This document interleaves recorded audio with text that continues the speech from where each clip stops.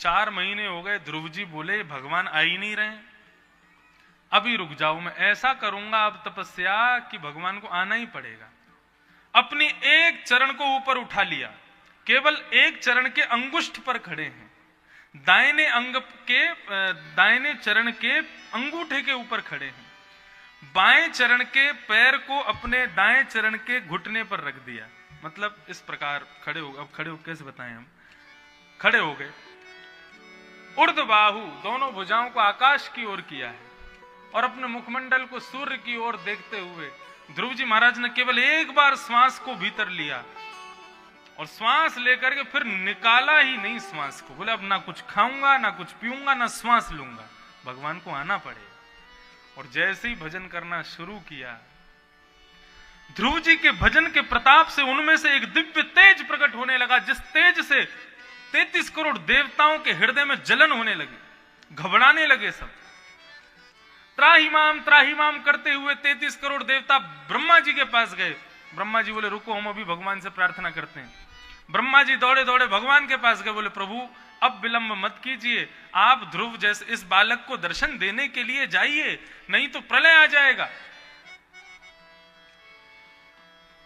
भगवान शेष शैया पर लेटे थे, ध्रुव जी की ओर देखते हैं ऊपर से और कहते हैं ब्रह्मा एक बात कहें। बोले कहो। बोले हम ध्रुव को दर्शन देने के लिए नहीं जाएंगे। अरे प्रभु ऐसा मत कीजिए, आपको जान। बोले सुनो तो सही, हम दर्शन देने नहीं, उसका दर्शन करने जाएंगे।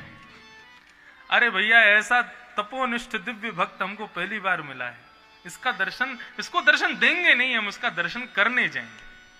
और गरुण जी पर आरूढ़ होकर के शंख चक्र गदा पद्मधारी श्रीमन नारायण जैसे ही वैकुंठ से प्रस्थान करते हैं, मधुवन में ध्रुव जी महाराज भजन कर रहे हैं, सामने आकर के भगवान का दिव्य गरुण विमान आकर के विराजमान हुआ और गरुण के ऊपर पद्मासन में बैठे हुए हैं भगवान श्रीमन नारायण।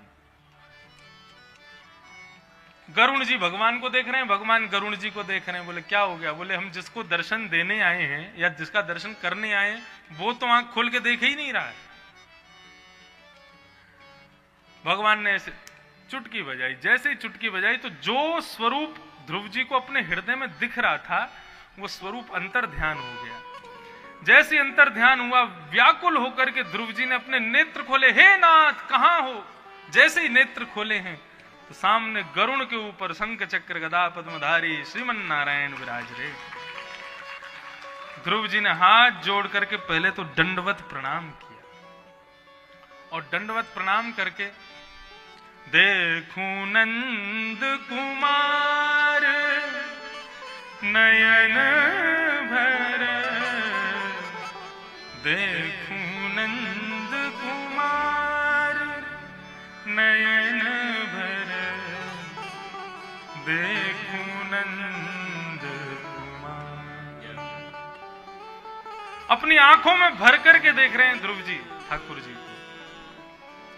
और मैंने कल परसों एक भाव बताया था ना, ध्रुव जी के मन में इच्छा हुई भगवान की गोद में चढ़ के इनके गालों को खा जाऊं। कैसे लग रहे हैं? द्रग्भ्याम प्रपश्यन प्रपिवन्निवार भक चुंबन निवास्येन विभूर्य विजलिशन। श्री ध्रुव जी महाराज कह रहे हैं मैं ठाकुर जी के गोद में, ये कथा में कहने वाला प्रसंग नहीं है, वैसे ये अंतरंग बात है ध्रुव जी की, लेकिन हमको लगता है इसको कहने में बुराई क्या है। अरे स्पष्ट हो जाता है कि छोटा सा बालक भी भगवान के प्रति काम भावना रखता है, काम भावना से भगवान को भज लेता है। ध्रुव जी का मन कर रहा है, देख करके मेरे मन में इच्छा प्रकट हो रही है कि चुंबन निवास्येन, ठाकुर जी के गोल गोल कपोलों पर चुंबन लेकर के इनके गालों को खा जाऊं मैं।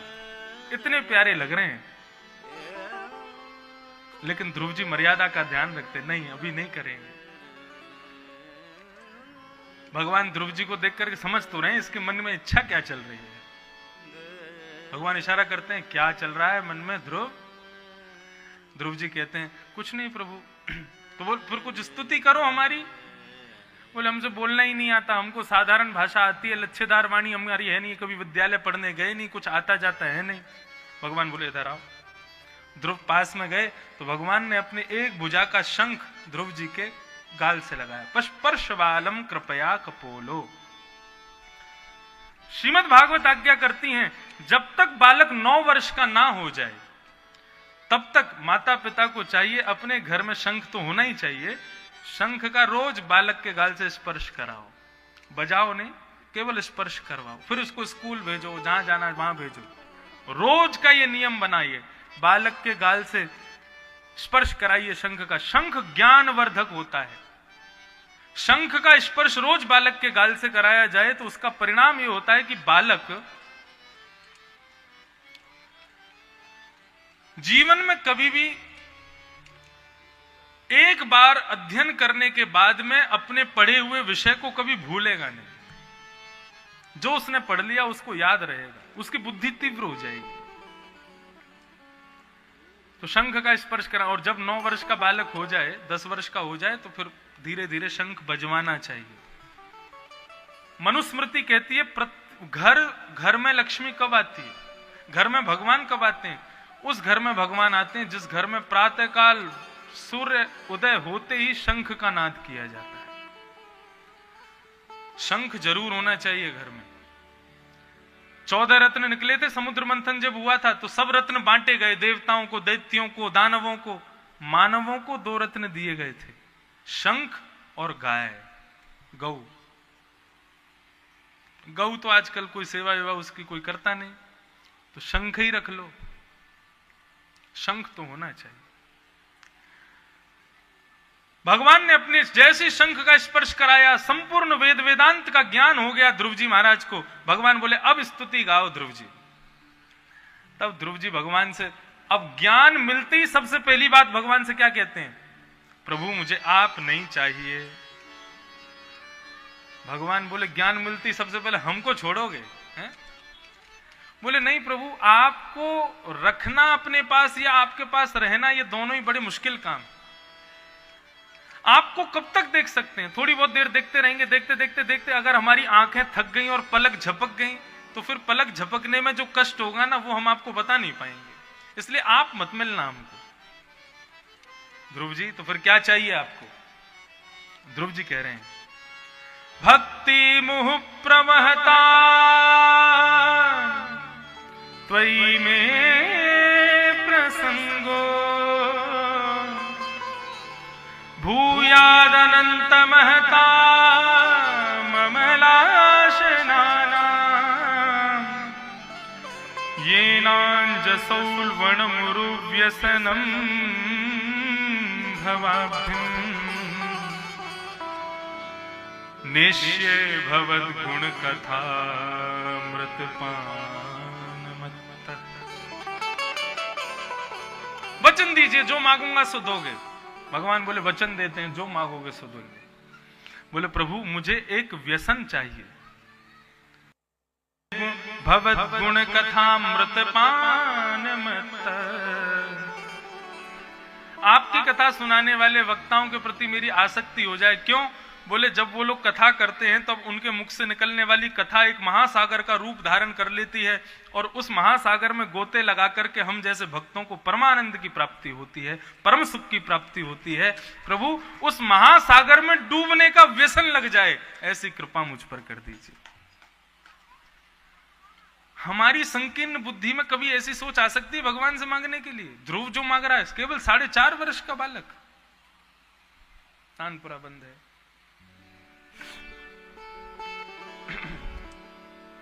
भगवान से कह रहे हैं, हे प्रभु बस कृपा कर दीजिए कि आपकी सुंदर गाथा सुनाने वालों के मुख से निकलने वाले महासागर में सदैव डूबता रहूं, उसमें तल्लीन रहूं, ऐसी मुझ पर कृपा कर दीजिए।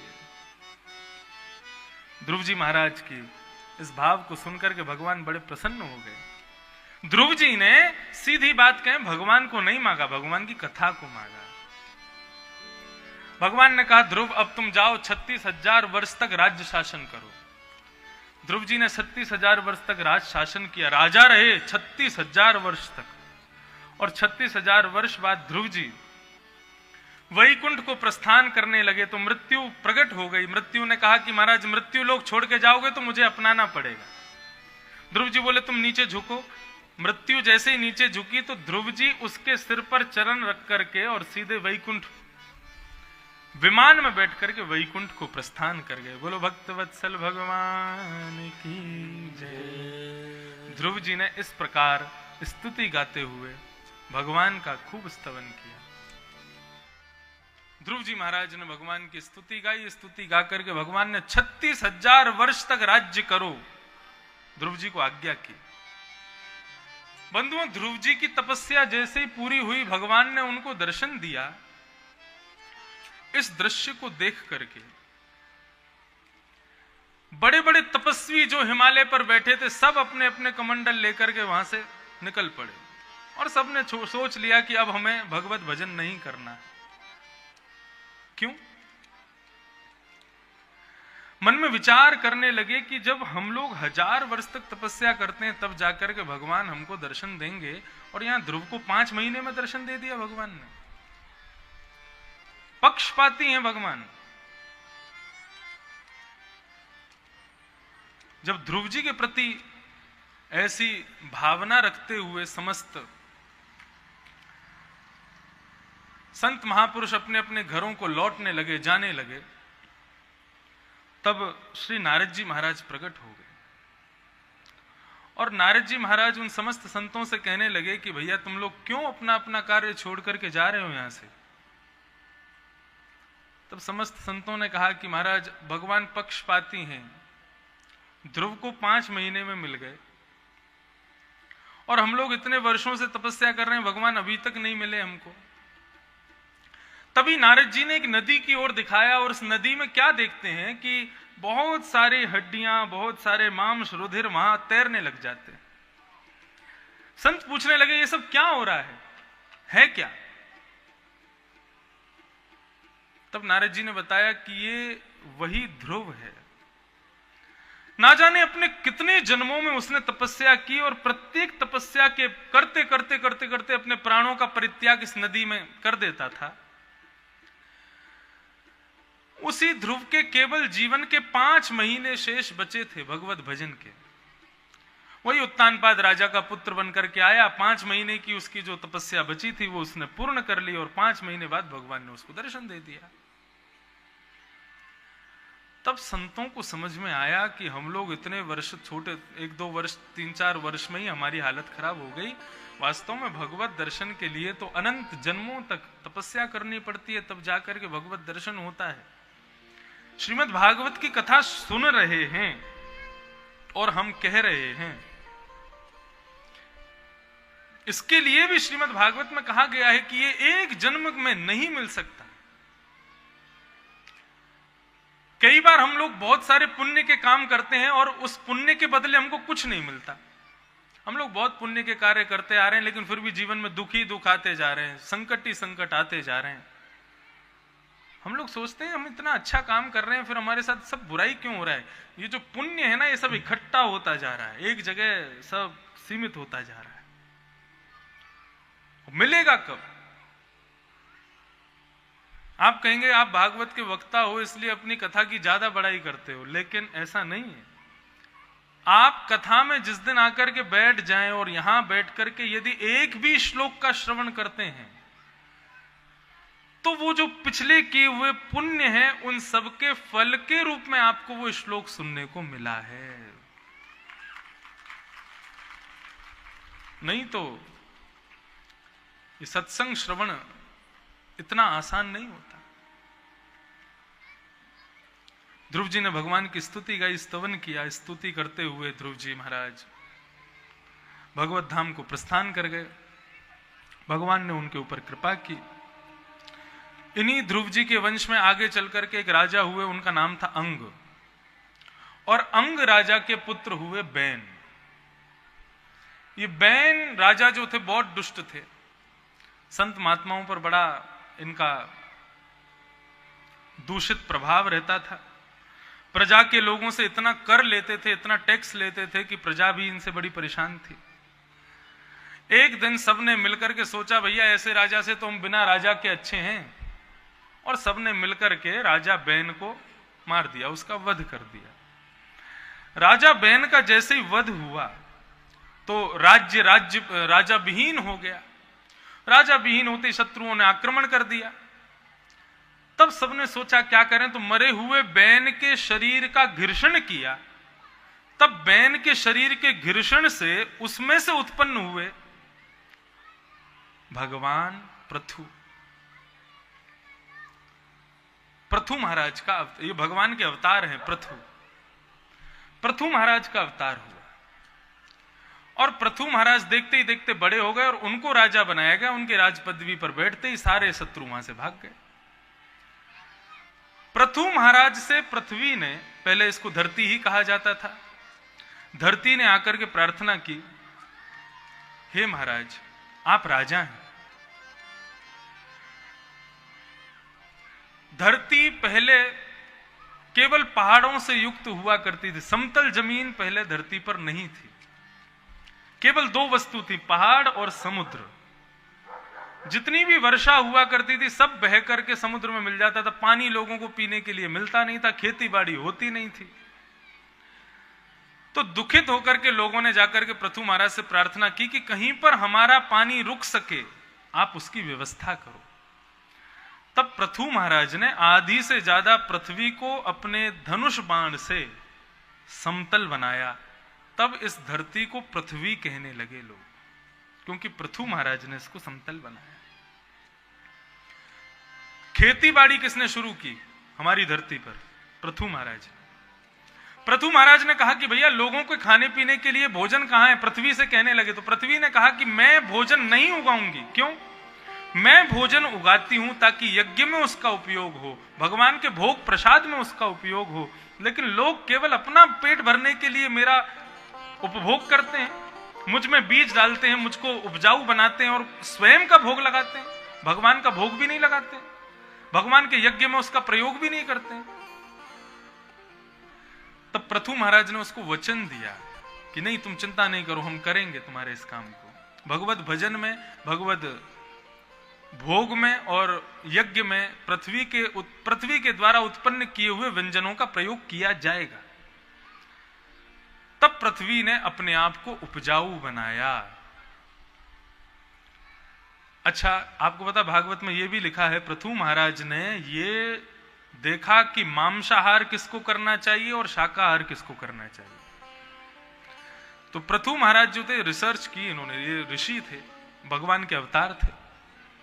इन्होंने रिसर्च की कि जानवरों पर, जितने भी जानवर होठ से पानी पीते हैं, तो पृथु महाराज उनके पीछे पीछे घूमते थे, ये खाते क्या है? होठ से पानी पीने वाले सब हरी सब्जी खाते थे, हरे पत्ते खाते थे, हरी वस्तुएं खाते थे।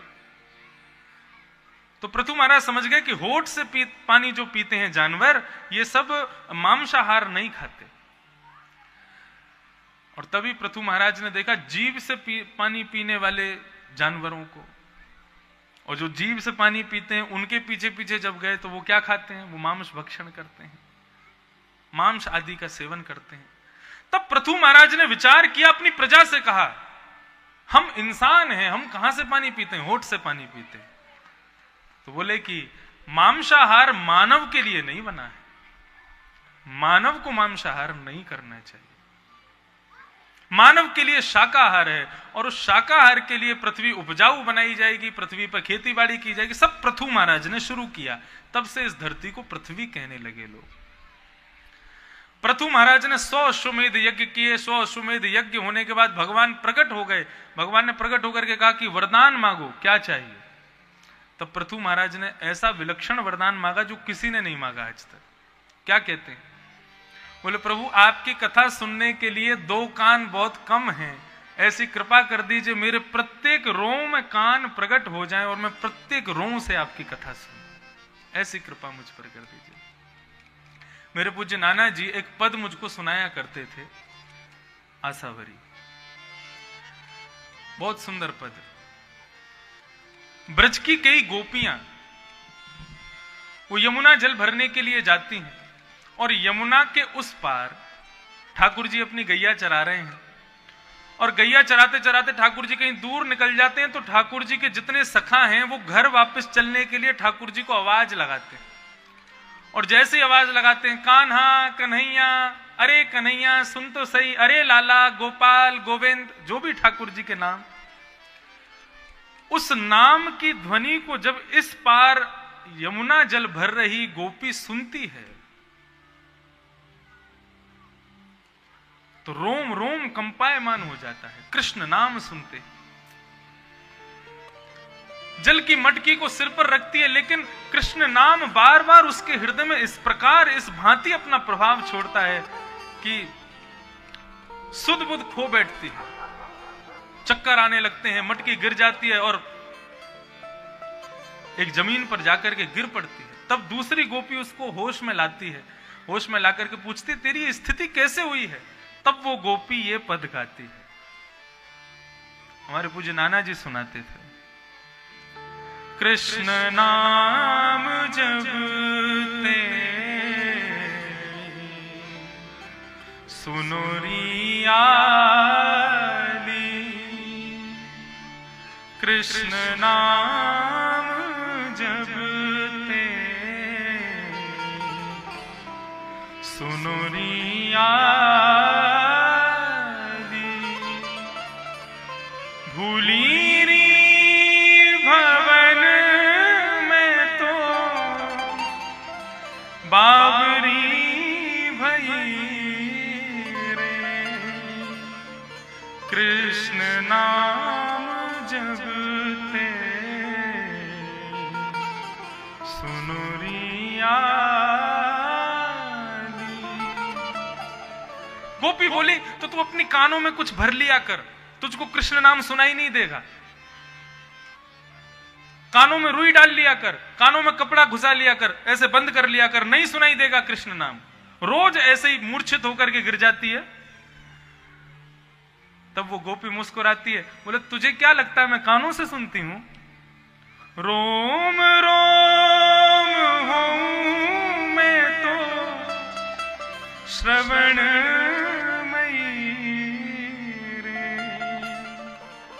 कृष्ण नाम जपते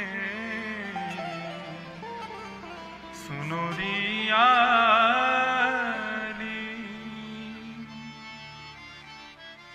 तुझे क्या लगता है मैं कानों से सुनती हूं क्या? नहीं, मेरा प्रत्येक रोम कृष्ण के नाम को सुनता है। कई बातें ऐसी होती हैं, कई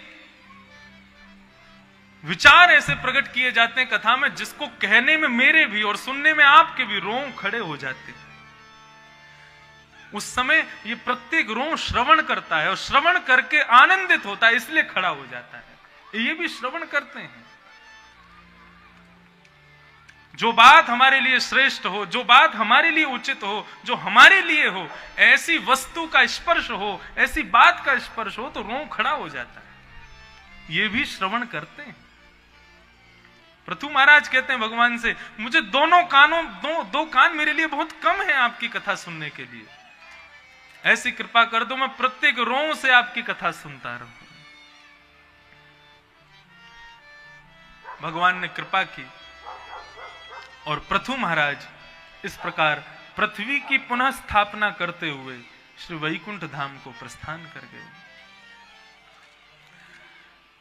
इन्हीं के वंश में पुरंजनोपाख्यान आदि सुनाया गया और इन्हीं के वंश में एक राजा हुए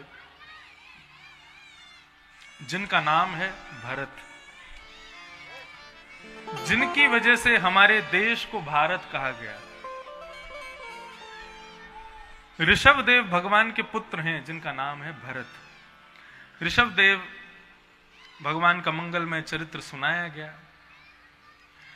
हम सोच रहे हैं कि जितने प्रसंग अब रह गए हैं उनको प्रणाम मात्र करते हुए कथा को विश्राम की ओर ले चले।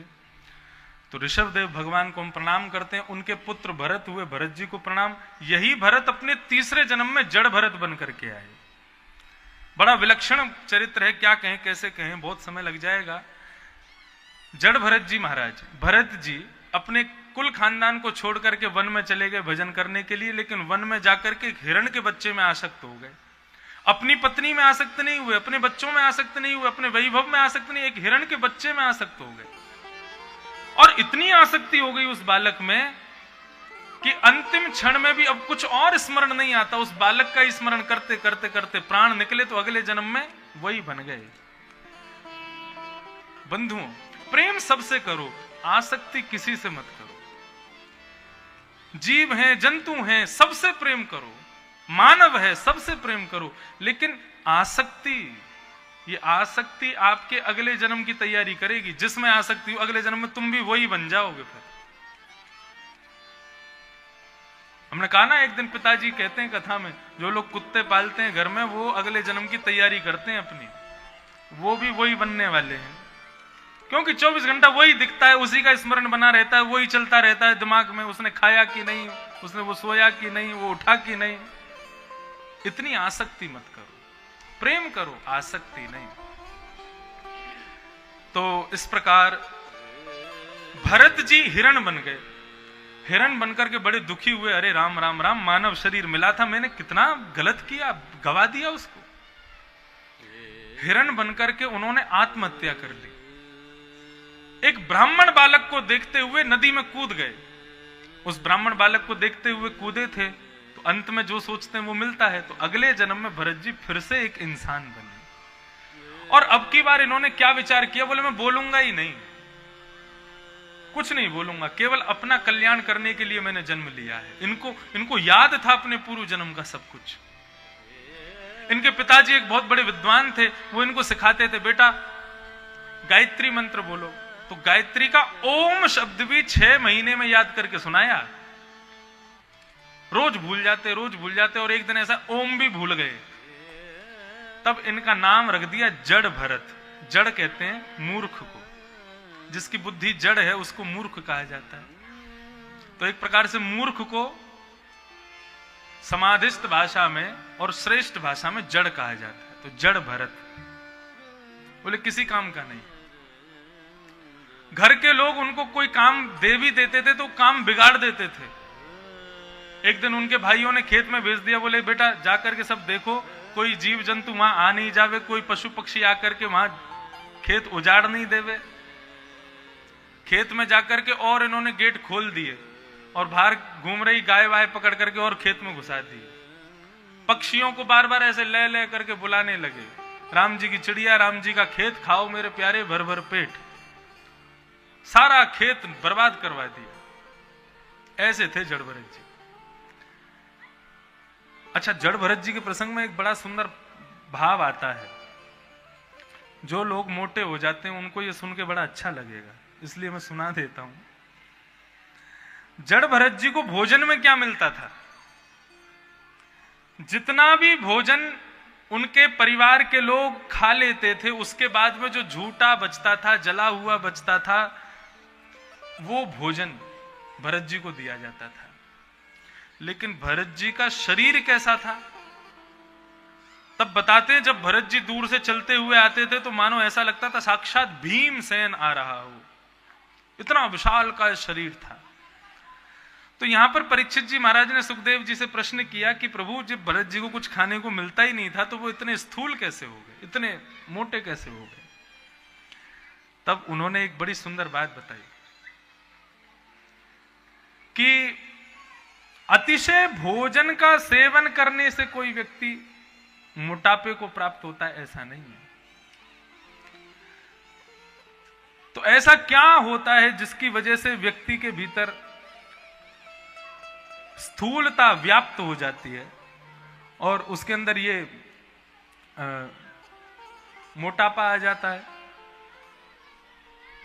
तब श्री परीक्षित जी महाराज ने, सुखदेव जी महाराज ने उत्तर देते हुए कहा कि सर्पा पिबन्ति पवनम न चतुर्बलास्ते शुष्कै तृणै वन गजावलिनो भवन्ति कन्दै फलै मुनिगणा रमयन्ति काल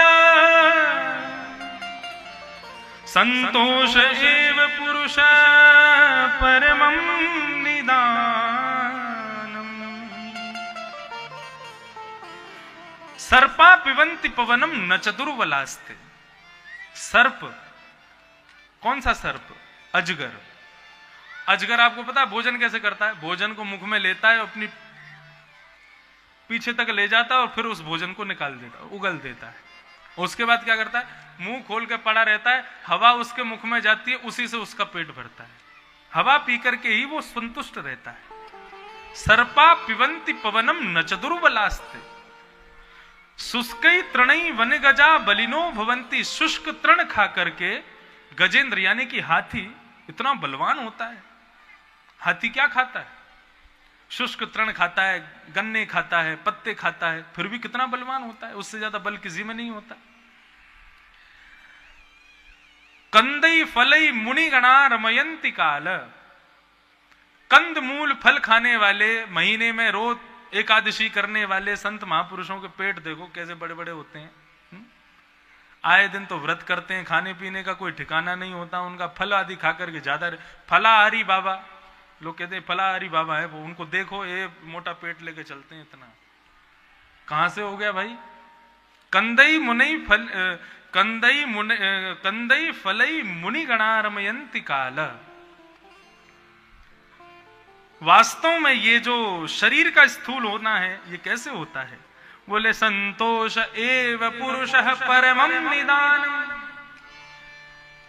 व्यक्ति के हृदय में जब बहुत संतोष होता है, संतोष मतलब प्रसन्नता, जब वो बहुत प्रसन्न होता है अपने आसपास के लोगों से, अपने काम से, अपने व्यापार से, अपने परिवार से, अपने समाज से, अपने कुल से, अपने खानदान से, सबसे बहुत प्रसन्न होता है, सबसे बहुत संतोष होता है, ऐसा व्यक्ति पानी भी पीता है तो मोटा हो जाता है। संतोष एव पुरुष है परमम निदानम। सारे मोटे लोग बड़े खुश हो गए हैं। हमारी बात रखी आपने, घर जाके कहेंगे संतोष है इसलिए पेट बढ़ रहा है। हमारे एक पंडित जी दिखेंगे नहीं, अनुज जी, 10 रोटी खाते हैं वो, ये पतला दुबला शरीर। हम रोटी नहीं खा रहे हैं, 20 दिन हो गए आज, देखो शरीर का हाल। क्यों? संतोष नहीं है उनके अंदर। मेरे भीतर संतोष है इसलिए सब्जी भी पचती है। तो कहने का भाव यह है कि संतोषी व्यक्ति जो होता है, स्थूल का मतलब यहां पर मोटापा नहीं कहा गया है, यहां पर कहा गया है कि जो व्यक्ति संतोष करता है वो सदैव अंदर से स्वस्थ रहता है। और जो असंतोषी है उसको बढ़िया बढ़िया भोजन कराते रहो, कितना भी बढ़िया खिला पिलाते रहो, वो कभी भी स्वस्थ नहीं रह सकता। भूख को कौन मिटाता है? संतोष। भोजन नहीं मिटा सकता भूख। संतोष के साथ में एक रोटी भी यदि पाली जाए तो वो भी भूख को तृप्त कर देगी, आपको अत्यंत तृप्त की अनुभूति हो जाएगी। संतोष के बारे में बताया। तो ये हुए जड़ भरत। जड़ भरत जी ने रघुगण को सुंदर ज्ञान प्रदान किया और ज्ञान प्रदान करते हुए वे वन को प्रस्थान कर गए। ऐसे जड़ भरत जी का मंगल में प्रसंग सुनाया गया। आगे फिर श्रीमद् भागवत में नरकों का वर्णन किया गया, कितने प्रकार के नरक होते हैं और नरकों में जाता कौन है, नरक जाने वाले लोगों के चिन्ह क्या क्या है। अत्यंत कोप कटुकाच वाणी, दरिद्रतां च स्वजनेषु वैरम, नीच प्रसंग कुलहीन सेवा, चिन्हानि देहे नरकम गताना। ये 5-6 गुण जिसमें दिख जाएं समझ लेना ये नरक जाने वाले हैं। पहला, अत्यंत कोप, भयंकर गुस्सा। कटुकाच वाणी, कड़वी वाणी, ऐसा बोलते हैं सामने वाले का बेचारे का हृदय चूर चूर हो जाए। या ऐसा कह दिया जाए कि जो अपनी हर बात में अपशब्द यानी कि गाली का प्रयोग करते हैं, ऐसे लोग नरक जाएंगे, कोई नहीं रोकेगा उनको। अत्यंत कोप, कटुकाच वाणी, दरिद्रताम च, दरिद्र मतलब जितना भगवान ने दिया उसमें संतोष नहीं, और चाहिए और चाहिए, ये भी चाहिए वो भी चाहिए, इसका भी चाहिए, ये भी मेरा हो जाए वो भी मेरा हो जाए, ये होता है दरिद्रता। ये दरिद्रता जिसके अंदर है वो भी नरक जाएगा। अत्यंत कोप, कटुकाच वाणी, दरिद्रताम च स्वजनेषु वैरम, अपने माता पिता भाई बंधुओं से जो बैर करता है, उनसे जो प्रेम नहीं रखता। स्वजनेषु वैरम, नीच प्रसंग, तुम तो अच्छे खानदान के हो, प्याज लहसुन भी नहीं खाते हो, बढ़िया स्तरीय खानदान में रहते हो, लेकिन संगत कैसी, सब पीने खाने वाले लोगों के साथ में रहते हो, तो नीच प्रसंग, वो तो जाएंगे ही नरक में, तुमको भी ले जाएंगे। अच्छा, एक बात है कि संग करने वाले व्यक्ति को नरक क्यों मिलता है? गलती कोई और कर रहा है, हमने केवल उसके साथ बैठ लिए तो हम भी नरक जाएंगे, क्यों? भगवान कहते हैं कि भैया 5 किलो दूध को 1 नींबू नहीं, आधा नींबू पनीर बना सकता है। तो एक वैष्णव मिलकर के दूसरे व्यक्ति को वैष्णव क्यों नहीं बना सकता? उसके मांस को क्यों नहीं छुड़वा सकता? तुम छुड़वा नहीं सकते, बल्कि बैठ के देख रहे हो वो खा रहा है। तुम्हारे रहने से इतना भी प्रभाव उसके ऊपर नहीं हुआ कि वो थोड़ा सुधर जाए,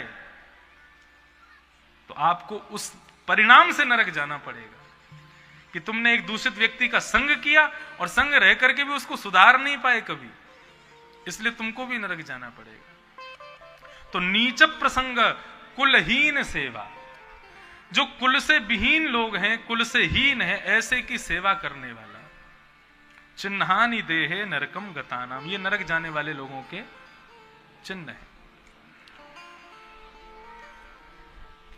यमराज जी ने फिर यहां पर अजामिलोपाख्यान सुनाया गया। अजामिल नाम का एक ब्राह्मण था, डाकू बन गया बाद में, अपने पुत्र का नाम नारायण रखा।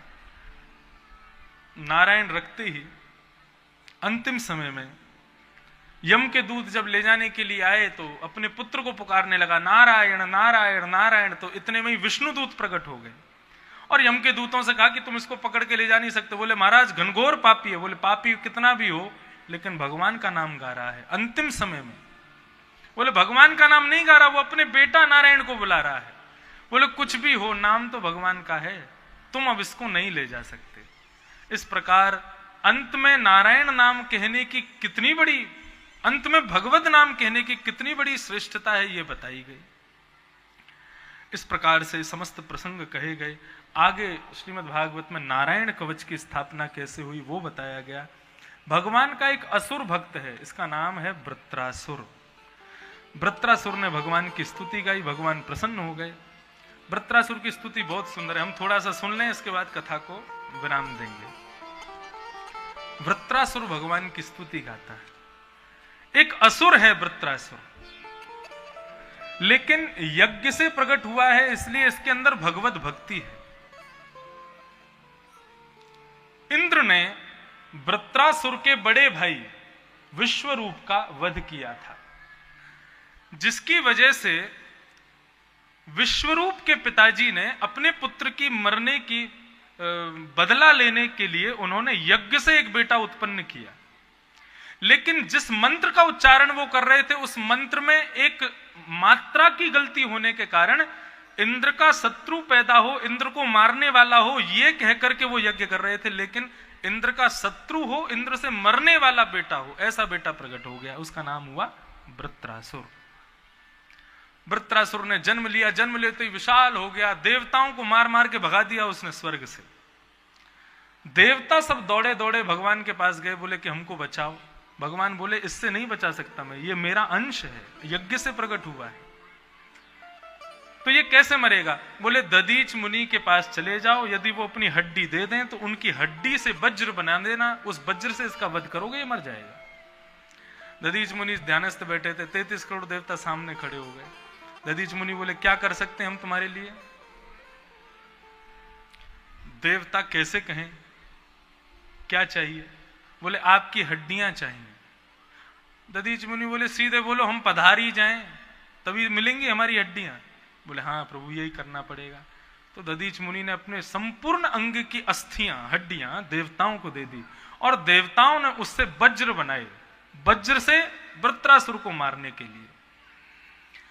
वृत्रासुर अपनी सेना को लेकर के, दैत्यों की सेना लेकर के और इंद्र देवताओं की सेना लेकर के रणभूमि में खड़े। देवताओं के हाथ में वज्र देख करके सारे दैत्य भाग गए और कहने लगे हम इससे युद्ध नहीं कर पाएंगे, हमको इस प्रकार मरना नहीं है। तब वृत्रासुर अपने दैत्य समस्त अपनी सेना को एक उपदेश करता, उपदेश में बहुत अच्छी बात कहता है। 2 प्रकार के लोगों को मुक्ति मिलती है। किसको? सावधानी से सुनिएगा। कि द्वौ सम्मता विहम मृत्यु दुरापै यद ब्रह्म संधारणया जिताशु कलेवरं योगिरतो विजाया यद्ग्राणि वीर शयने निवृत्तः। वृत्रासुर कहता है दो प्रकार के लोगों को मुक्ति मिलती है। कौन? एक तो वो जो अपने कुल, खानदान, परिवार, समाज की रक्षा के लिए युद्ध करते करते उसमें उनका वध हो जाए, वैकुंठ को जाएंगे। कुल के लिए, समाज के लिए, परिवार के लिए, राष्ट्र के लिए, देश के लिए जो अपनी कुर्बानी देते हैं, जो मर जाते हैं लड़ते लड़ते। ये बात वृत्रासुर कह रहा है। अरे दैत्यों घबराते क्यों? यदि मर भी जाओगे तो मुक्ति तो मिल ही जाएगी ना। अपने दैत्य समाज के लिए लड़ रहे हो। और दूसरा कौन मुक्ति पाता है? जो अंतिम क्षण में भगवान का स्मरण करता है। तो वृत्रासुर कहता है हम भगवत स्मरण तो कर नहीं सकते, कम से कम इन देवताओं से लड़ते हुए प्राणों का परित्याग कर देंगे। लेकिन कोई भी देवता उसकी बात को सुनता नहीं है, वो सब भाग जाते हैं। अकेला वृत्रासुर खड़ा है। अकेला वृत्रासुर अपनी सेना का प्रतिनिधित्व कर रहा है और सामने 33 करोड़ देवता खड़े उसको मारने के लिए। तब वृत्रासुर मुस्कुराता है और इंद्र से कहता है 5 मिनट का समय मिलेगा मुझको, क्या करोगे? बोले मरना तो मेरा सुनिश्चित है, लेकिन मरूंगा ऐसे नहीं, भगवान को प्रकट करके मरूंगा, उनके सामने अपनी मृत्यु को स्वीकार करूंगा। इंद्र बोला हम खड़े हैं, तुम करो, क्या करोगे? तब वृत्रासुर अपने घुटनों पर बैठ करके आकाश की ओर देखता है और भगवान की आराधना करते हुए एक मंगलमयी स्तुति गाता है, अद्भुत स्तुति। श्रीमद् वल्लभाचार्य जी महाराज कहते हैं ये 4 श्लोक, ये 3 श्लोक जिसको समझ में आ गए वही व्यक्ति वैष्णव बन जाएगा। वृत्रासुर कह रहा है अहम हरे तव पादैकमूला दासानुदासो भवतास्मि भूय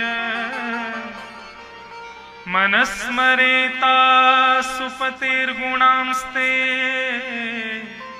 गृणीतवा कर्म करोतु काय।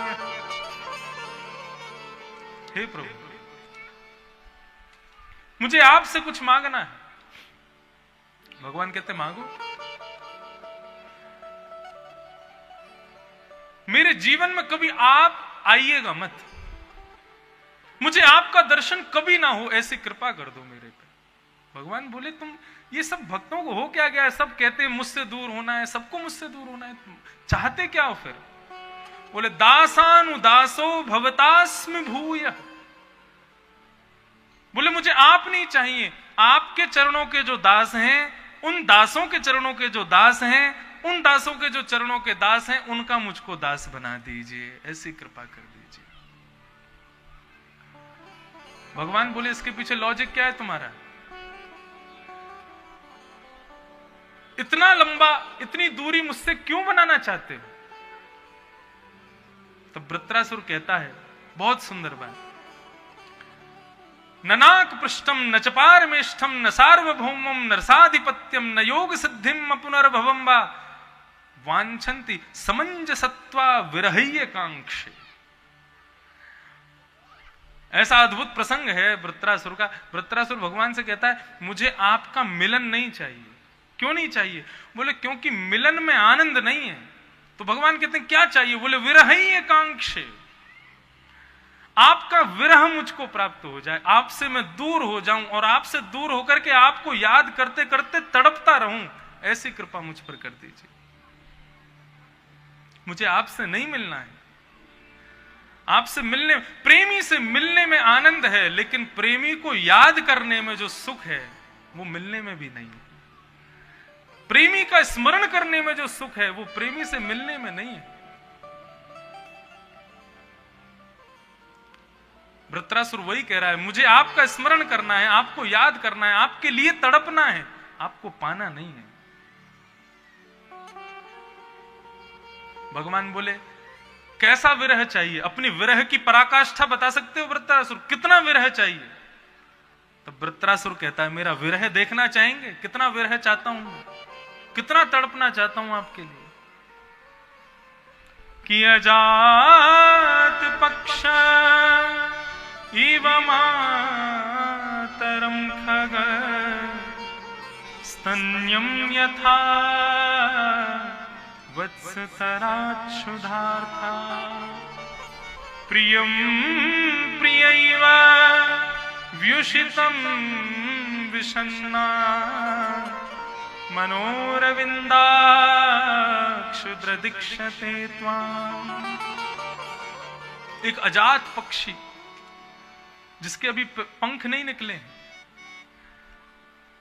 वो उड़ने का प्रयास करता है लेकिन उड़ नहीं पाता। भूख लगती है तो क्या करता है, केवल अपनी मां की प्रतीक्षा करता है, मेरी मां कब आएगी, कब आएगी, मेरे लिए दाना लेकर के आएगी, मेरी भूख मिटाएगी। वृत्रासुर कहता है जिस प्रकार वो पक्षी अपनी मां की प्रतीक्षा करता है ना, कब आएगी मेरी मां, कब आएगी मेरी मां, कब आएगी मेरी मां, मैं ऐसे आपकी प्रतीक्षा करना चाहता हूं। भगवान कहने लगे तो फिर तू बहुत बड़ा स्वार्थी है। क्यों? बोले उस पक्षी के जिस दिन पंख निकल आते हैं सबसे पहले अपनी मां को छोड़ करके भाग जाता है, तू भी ऐसा ही करेगा। जिस दिन श्रेष्ठता को प्राप्त कर लेगा उसी दिन भूल जाएगा मेरे को। वृत्रासुर कहने लगा सॉरी, दूसरी बात सुनो, ये वाला फॉर्मूला गलत निकला, दूसरा सुनो। दूसरा क्या है? बोले स्तन्यम यथा वत्सतराच्छुधार्था। वन में घास चरने गई हुई गैया गई है घास चरने के लिए, और उस समय अपनी उस मां की प्रतीक्षा में गौशाला में बंधा हुआ बछड़ा वो उछलता रहता है, कब मां आएगी, कब मां आएगी, कब मैं उसके स्तन का पान करूंगा, कब मैं उसका दुग्ध पीऊंगा। तो जिस प्रकार वो बछड़ा अपनी मां की प्रतीक्षा में उछलता रहता है, वैसे ही मैं आपकी प्राप्ति के लिए तड़पना चाहता हूं।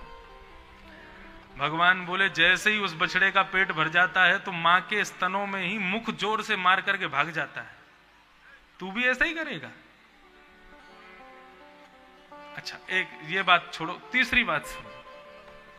तब तीसरी बात कहता है प्रियम प्रियैव व्युषितं विषण्णा। प्रियतम के परदेश जाने पर उसकी प्रियतमा जिस प्रकार प्रतीक्षा करती है, कब आएंगे मेरे प्रियतम, कब आएंगे मेरे प्रियतम, कब हमारा मिलन होगा। तो जिस प्रकार वो प्रियतमा अपने प्रियतम के वियोग में तड़पती है प्रभु, वैसे मैं आपको मिलने के लिए तड़पना चाहता हूं, लेकिन आप मिलना मत, मुझे तड़पने देना। जब ये स्तुति गा रहा था ना वृत्रासुर, सामने खड़ा हुआ उसका शत्रु इंद्र रो रहा था, और इंद्र वृत्रासुर को प्रणाम करते हुए कहता अहो दानव सिद्धोषि। अरे दानव, अरे दैत्य, धिक्कार है हमको कि हम अपने आप को देवता कहते हैं, लेकिन तेरी जैसी भक्ति हम जीवन में भी कभी प्राप्त नहीं कर पाएंगे। तब इंद्र के पास जाता है वृत्रासुर और इंद्र के साथ युद्ध करता है। इंद्र के द्वारा वज्र का प्रहार होता है, और वज्र का प्रहार होते ही एक दिव्य ज्योति वृत्रासुर में से निकलती है, और उस दिव्य ज्योति को लेने के लिए शंख चक्र गदा पद्मधारी श्रीमन नारायण प्रकट हो जाते हैं और उस ज्योति को अपने हृदय में धारण कर लेते हैं, वृत्रासुर को अपने हृदय में निवास प्रदान करते हैं। तो ये है वृत्रासुर।